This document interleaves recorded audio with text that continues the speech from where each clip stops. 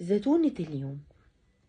الزتونة النهاردة بتتكلم على نوعية كده من الستات أو البنات. خدي بالك منهم، خدي بالك. اللي هي الصحبة، هي المفروض تكون متقالش عليها صحبة بس ماشي يعني. اللي هي تبقى قاعدة معاكي ومتخاصمة مع صاحبتكم التالتة أو واحدة صاحبتها، وخصام عبيط، خصام الحوارات البنات اللي انت عارفاها دي، وتتكلم عليها معاكي كلام ينجس بحر. مش تشتكي منها، كلنا بنشتكي من بعض عادي، بنكون متضايقين من بعض فبنشتكي من بعض، متضايقه من صاحبتي، ده حاجه طبيعيه. لكن تتكلم عليها كلام، حاجه قرف، حاجه مقززه. فهذه النوعيه من الستات او البنات لازم تاخدي بالك وتحذري منها. الثلاث حاجات.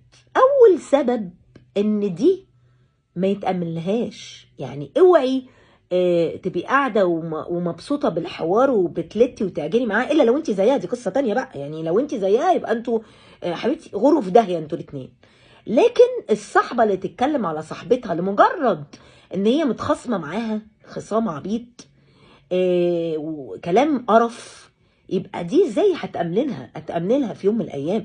اللي هتتكلم على صاحبتها هتتكلم عليك، يعني في يوم من الايام لما تتصالح على صاحبتها هتتكلم عليكي نفس الكلام اللي قالته على صاحبتها.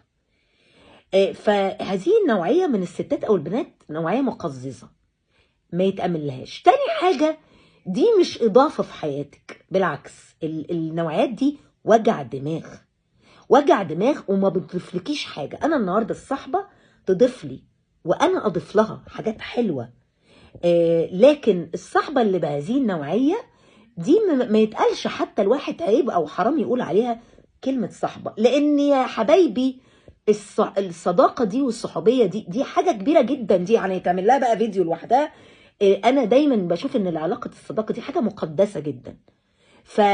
فدي تاني حاجه. تالت حاجه حبيبه قلبي، ان ما تاخديش او ما تخشيش معاها وتندمجي في الحوار، لان انت بتاخدي ذنوب على الفاضي وما بتستفيديش حاجه في الاخر. فخلاصه الكلام يا برنسيسة الجميلات، هذه النوعيه من البنات او الستات انا شايفه ان هي ملهاش لازمه في حياتك، ملهاش لازمه خالص. خرجيها من حياتك وخلي في حياتك ناس نظيفه من جواها، بيور كده ونضيف كده وصافي. ما تبقاش عشان اتخصمت على واحده صاحبتها فتقلب